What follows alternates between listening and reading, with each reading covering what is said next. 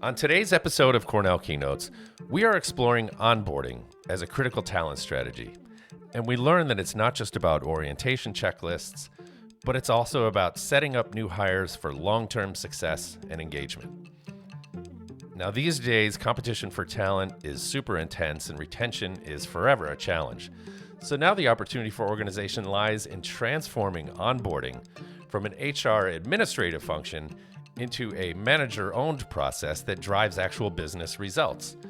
Our guest host, Beth Flynn-Ferry, who is Executive Director of Cornell's Center for Advanced Human Resource Studies, interviews Associate Professor and friend of the show, J.R. Keller from Cornell's ILR School, where his research focuses on talent management and also organizational behavior. JR is a faculty contributor to multiple programs on onboarding, which are available through eCornell, and he brings compelling research-backed insights to how to do onboarding the right way. JR's research reveals the surprising gaps between what most organizations do and what actually works. Did you know that strategic onboarding can boost new hire productivity by over 60% and decrease turnover likelihood by nearly 50%?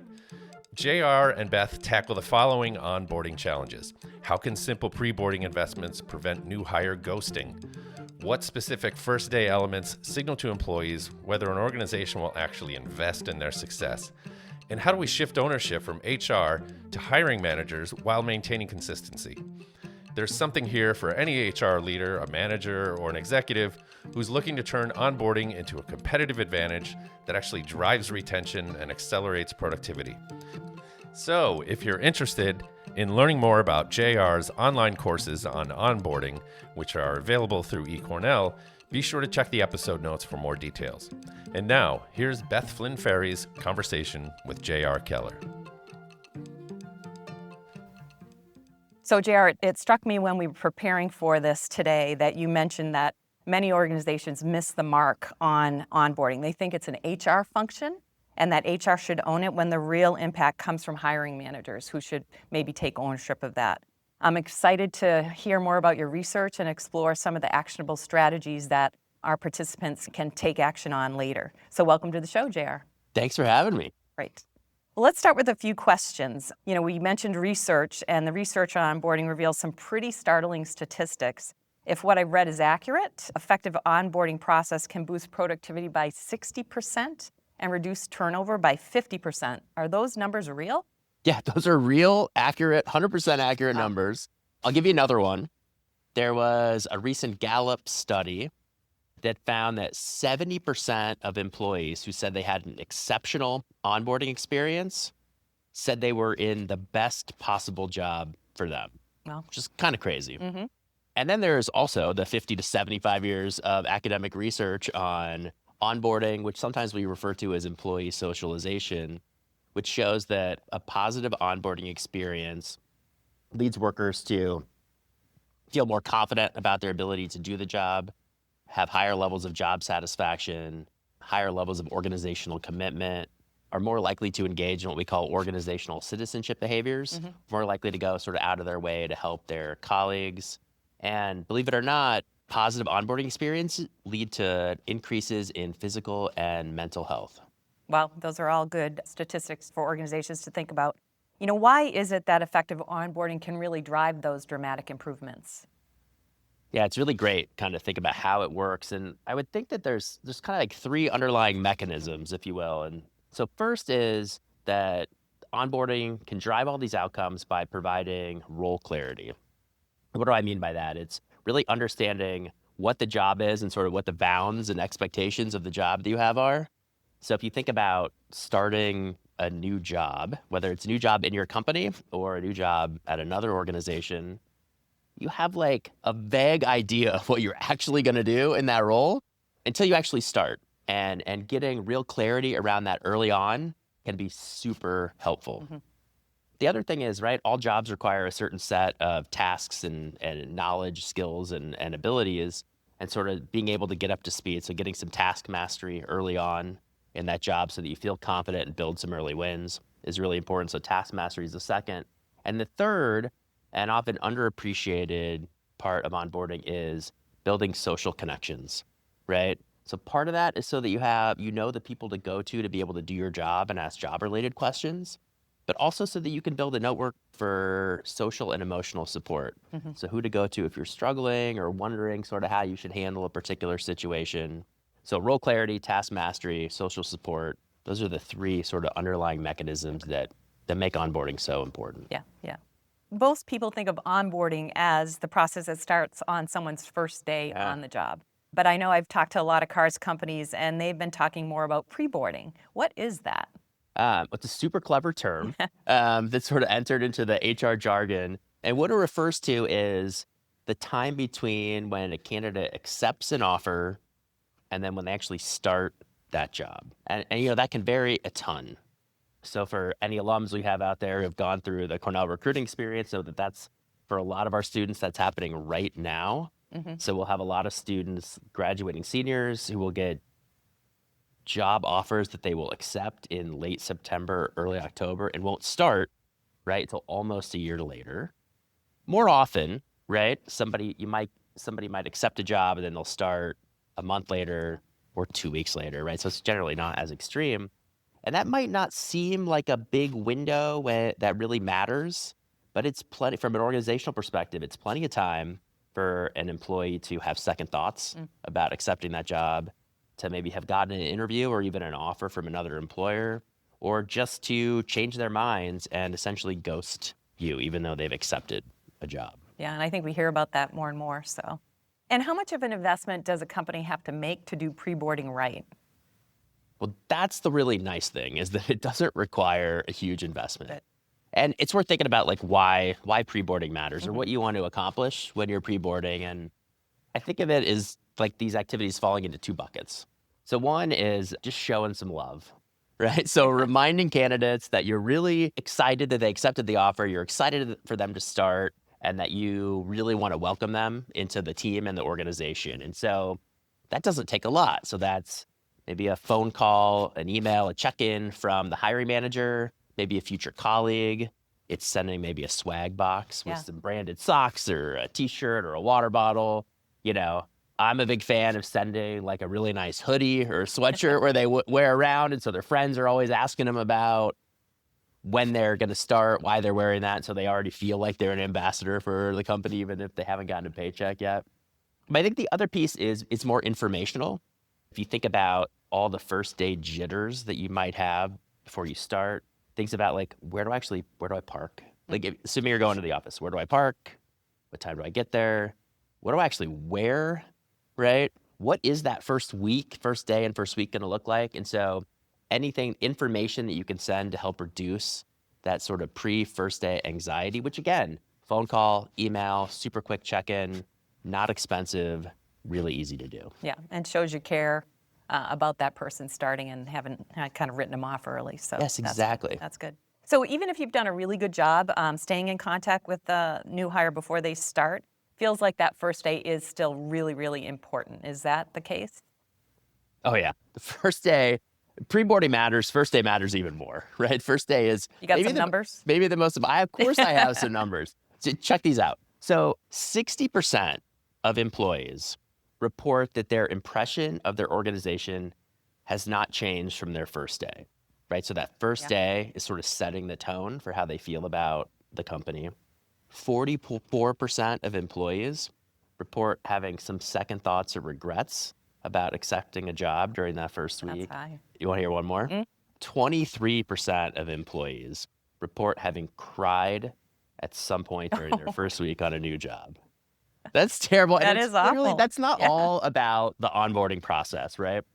But what it does say is that what happens on that first week, during that first week, but especially on that first day, is really sticky. And in part because it sends a real clear signal about how much you've thought about, planned, and care about that employee. And so if you can send a lot of love and positive vibes that first day, it suggests they really care about me as an employee. And if you don't, then that sends the opposite signal, right? So it's really easy to screw that up. Right. So list out for us what is important to get right that first day. Okay, so I put together a little checklist, mark these down, 3 things that you got to get right on the first day. So the first is that You have to meet that person first thing on that first day. And that it really should be the hiring manager or the manager that they're going to report to. If not, it could be the onboarding buddy. So that's number one, is meeting first thing on the first day. Number two is making sure they have all the stuff, right? And that's going to vary from company to company and job to job. But, if you need a badge, that badge is ready. If you need a computer, obviously most people need some sort of technology to do their job, that's ready. And that's also loaded up with all the software that they need and all the permissions and all the logins and all that sort of stuff. So the basic stuff needs to get ready, right? Because you can imagine, what's the signal if they can't even get my computer ready for that first day? How important am I? How important am I, right? And then the last is a meeting at the very end of the day with the hiring manager to debrief and then set up what the rest of that week is going to look like. Okay. And is there a company case study on this? Oh, yeah. So there's a great example. So Google actually did a big study where they wanted to understand how to improve the onboarding experience. They ran a bunch of experiments. They did all this fancy stuff. And it turns out the major insight from this months-long study was it really matters that managers meet their new hires on the first day. So on the one hand, you might be like, some managers weren't. And yeah, the answer is yes. A huge percentage of managers weren't. And, people might travel, various reasons that happens. But the impact of this was wild, right? So for those employees whose managers met with them on the first day, sat down with them, talked about their expectations for the role, and then set up a series of regular check-ins over their first 90 days, those employees got up to speed a month faster in that role. Wow. That's a really dramatic improvement. Yeah, and that's real money to companies too. Yeah. So I've heard this term onboarding buddy. Talk a little bit about that.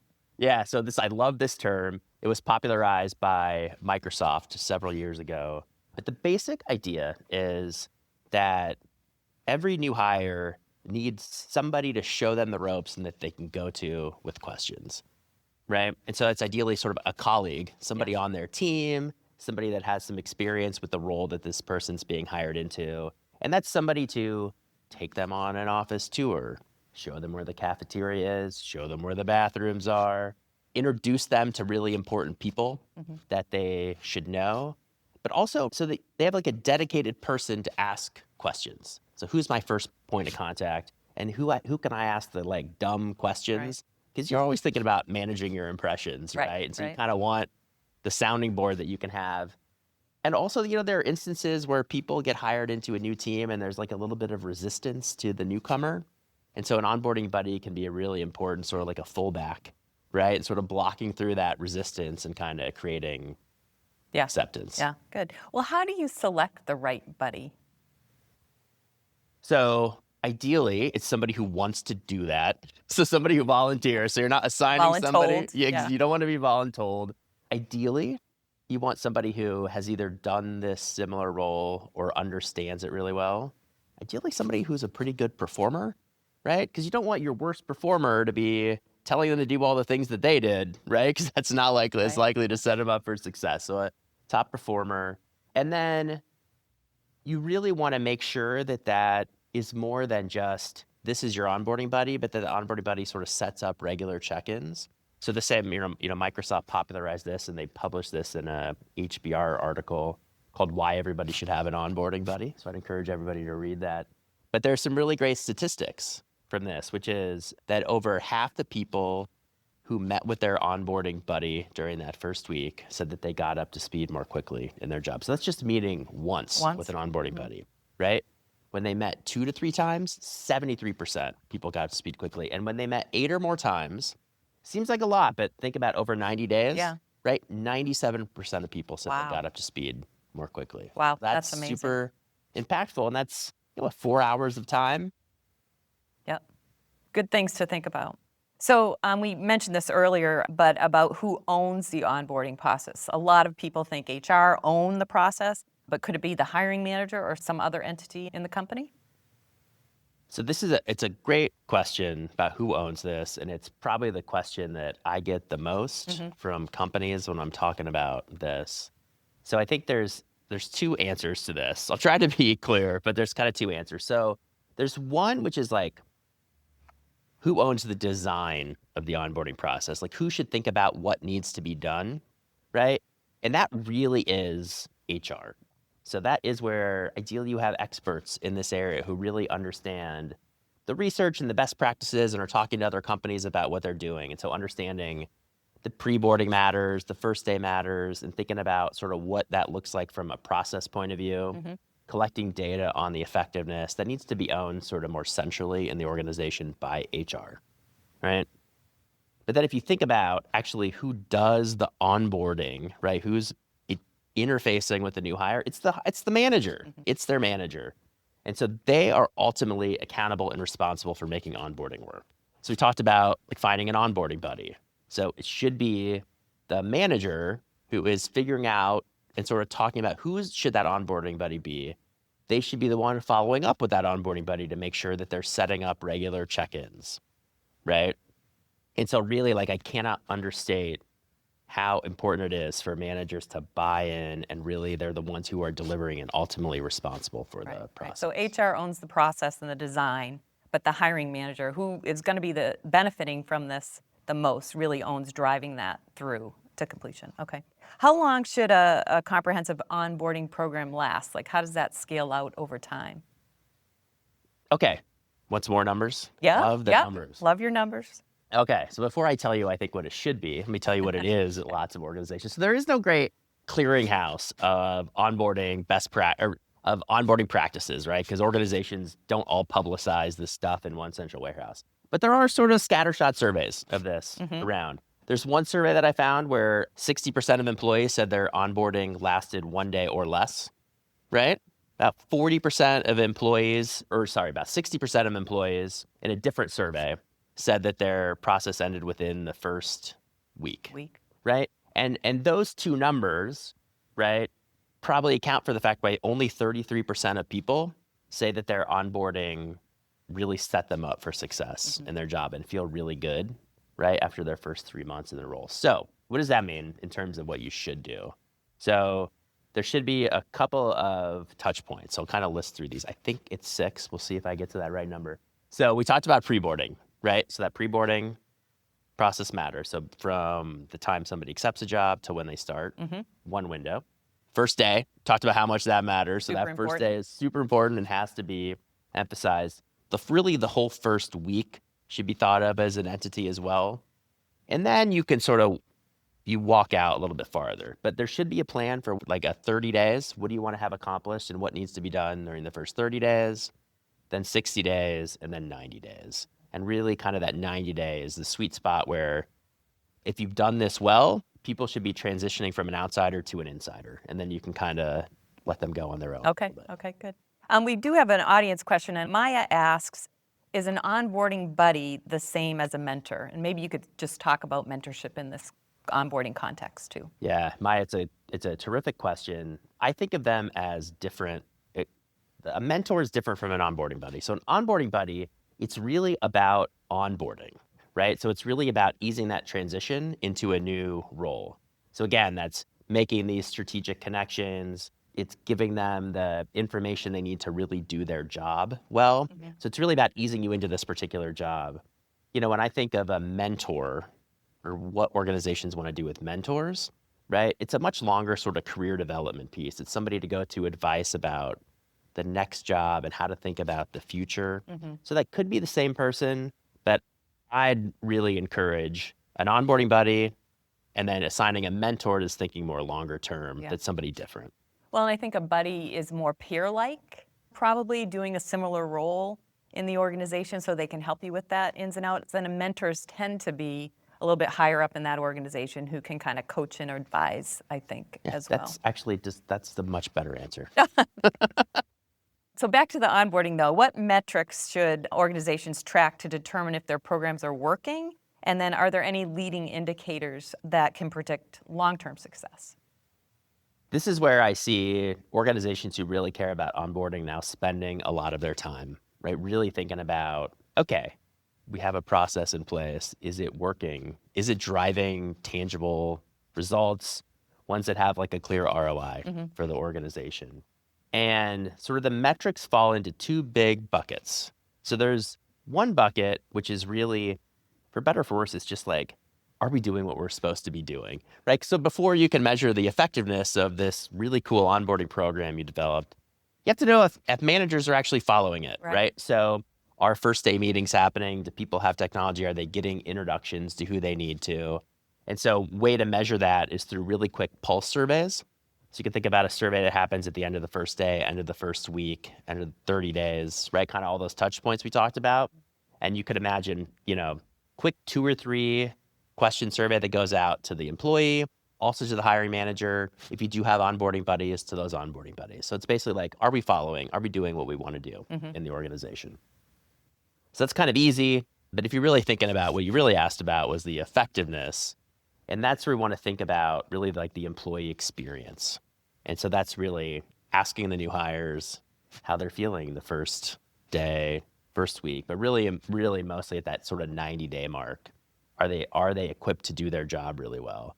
And I think one way to think about it, you asked, there was a really nice way to put this, thinking about the leading indicators. Because when we think about long-term effectiveness, we want to measure retention, job performance, are people getting promoted, all those kind of things. But those are, like, they take a long time to collect that data. And so what the research suggests is, as we talked about way at the very beginning, is if people are clear about their roles, if they feel like they have some mastery over the skills they need to do their job, and they have a social support system, then they're going to be really effective. And so asking, 2 or 3 questions about role clarity. Do you understand your role? Do you understand where you have decision-making authority? Do you feel you have the information you need to do your job? And have you met the people you need to do your job well? Do you have a social support system? Asking a short survey on those. If you get really high results on those, you can be pretty confident that employees are going to perform well in the job. And we do have a few more questions from the audience. So Mark asks, would you advise a new hire working on an onboarding document, like 30, 60, 90 milestone checklist with their manager? I think so, right? Yes. Yeah, and ideally, what really should happen is that at least a very good template of that document should be, the manager should have been working on that ahead of time and have that ready to review with the new hire really on day one, and then revisiting that over the course of those 90 days. So that is part of that setting the expectations. Yeah. And here's one from Jamie asking, how can we make the required preboarding activities more of a priority for new hires? So the I-9, the signing the policies and acknowledgments, providing personal information. Any thoughts there? Okay, so this is a little bit of a tricky question to answer. It's a great question. So here's why I say that it's tricky. All the paperwork stuff you can actually have people do in advance. You have to be really thoughtful about asking people to actually do work before you're paying them for work. So there is this like sort of legal gray area, which I don't think I understand quite enough to give you super concrete advice on. But generally, you're allowed to ask people to fill out paperwork ahead of time to get them up and running. Okay. And if you can't do that, and you need to do that on the first day, build in time, but let them know that that's going to be a big part of that first day. Okay. Kelly asks, have you seen companies evaluate the effectiveness of their onboarding process? Yeah, and so this is where it's been great to be here at Cornell, where we have all of our corporate partners through CARS. So HP is a company with a great example of this. They're probably the case study I use the most when I teach about in class. There are 2 ways that I've seen companies do this. And so one is where you sort of look at what are the outcomes that you care about. So employee performance, retention, ratings, and retention are pretty easy ones that most companies have data on. So if you don't have any onboarding program in place, you look at what that's been for the past year. You start a program, you look at those for the next year, and you compare the 2. Okay. And that can be a clear indicator. For other organizations, you might have something in place but want to sort of test different things, kind of like Microsoft and Google have done. It's when you have like a big organization, right, you can do a similar thing where you tweak one piece of the process and see how that changed either employee survey, new hire survey scores, or these similar outcomes. Yeah. And then you get at, that's really helpful to think about like this particular change really matters, rather than sort of doing a whole new piece. Does that make sense? Yep. Okay. A few more questions here coming in. Thank you, audience. Kate asks, do you suggest any systems for best tracking and progress of pre-boarding to ensure the new hire is set up and prepared for their first day? I got to imagine Workday has modules like this. Yeah, so often if you, especially you're in a larger company or have sort of a human resource information system like Workday and others, ideally, I think there's experimenting with those or other third-party vendors who will have plugins. I mean, this is where, if we want to think about sort of where technology is going, right, how technology can help with onboarding in general, it's a great question because it's really around like, a lot of it is once you get it set up, it's the logistics, right? So it's pinging the manager to remind them a week before the start date that have they submitted the request to IT to have all the stuff done, sending out these surveys so that somebody doesn't have to sort of sit and remember to do this. So kind of programming all this in the back end so that all the reminders go out, the data gets collected. So Workday, other systems like that. Yeah. I know I've heard IBM has some nudging they do through their online things too. So I think there are definitely things out there. Paul asks, is the Michael Watkins book, The First 90 Days, still a top resource for best practices in onboarding? It's interesting. In my last company, I was responsible for, the sales area there, and we put a whole program in focused on that first 90 days, which had it's very intense and has a lot of individual coaching, but it was pretty effective. I don't know what you're hearing now. So that is still kind of the Bible of onboarding, but I will note that book, as awesome as it is really focused on executives, primarily on leaders, because it's asking you to do a lot in terms of sort of individual one-on-ones and strategic meetings. And so while I think that is kind of like, if you could do that for everybody, then go for it. So the ideas behind that playbook kind of informs onboarding in general. It's often not scalable across an entire organization. I do think it's very time intensive too, so yeah. And then Jessica asks, do you have any tips on empowering managers to actually drive that onboarding process?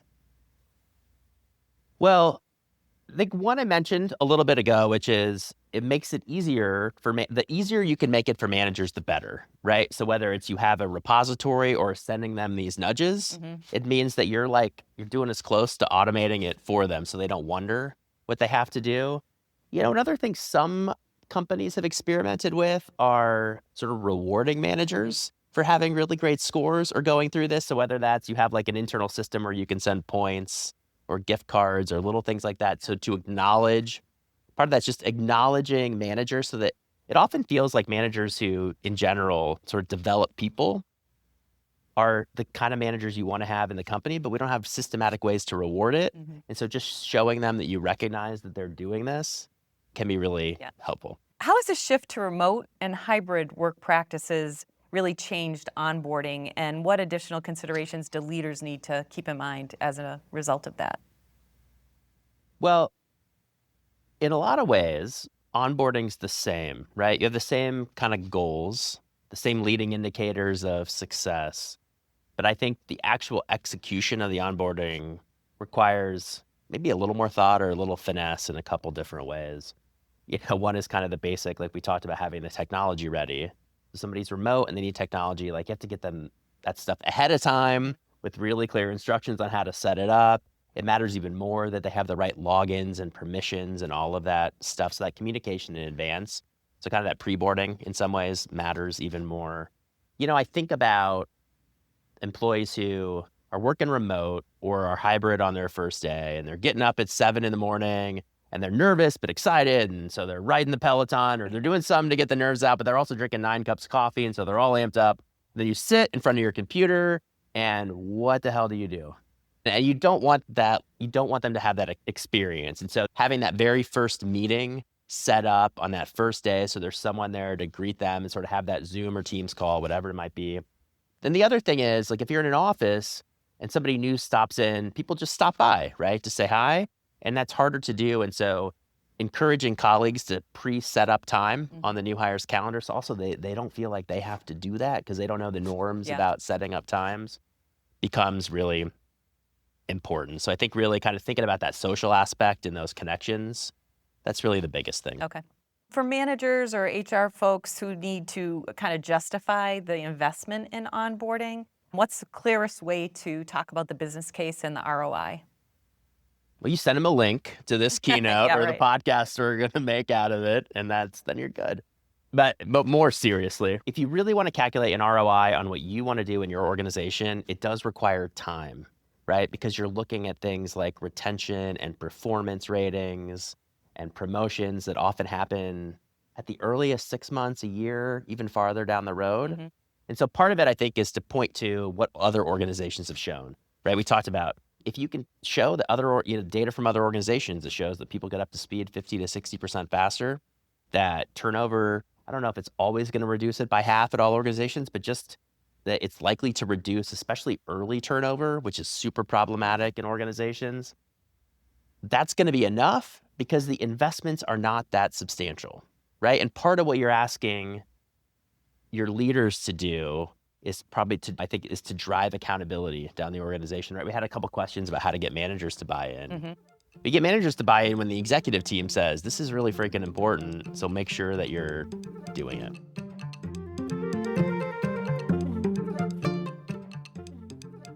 Thank you for listening to Cornell Keynotes. Again, if you are interested in learning more about JR's onboarding and employee success course from eCornell, be sure to check the episode notes for details.